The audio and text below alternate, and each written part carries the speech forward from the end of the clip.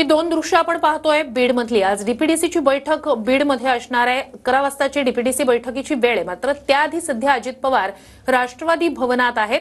उपस्थित आलेल्या सगळ्याच पदाधिकाऱ्यांशी कार्यकर्त्यांशी अजित पवार संवाद साधतायत। धनंजय मुंडे आणि इतर नेते याच राष्ट्रवादी भवनात उपस्थित आहेत। बीडचं पालकमंत्रीपद भाड्यानं दिलं होतं, सुरेश धस यांचा आरोप।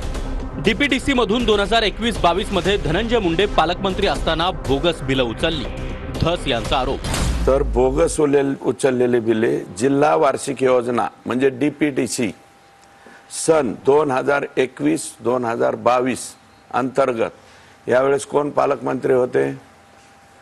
माननीय धनंजय मुंडे साहेब पालकमंत्री होते। कोरोनाचा कालावधी मला वाटतं या कालावधीत होता। परळी आणि अंबाजोगाई तालुक्यातील कामे न करता कोट्यवधी रुपयाची बिलं उचलली। काम न करता तब्बल 73 कोटी 36 लाखांची बिलं उचलली, धस यांचा दावा।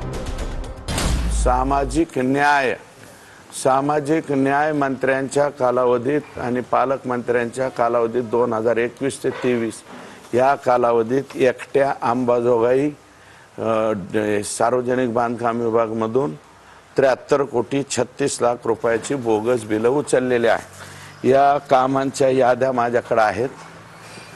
1, 2 आणि 3 फायली मी केलेल्या आहेत। तत्कालीन सामाजिक न्याय मंत्री आणि पालकमंत्र्यांच्या कालावधीत ही बोगस बिलं उचलली।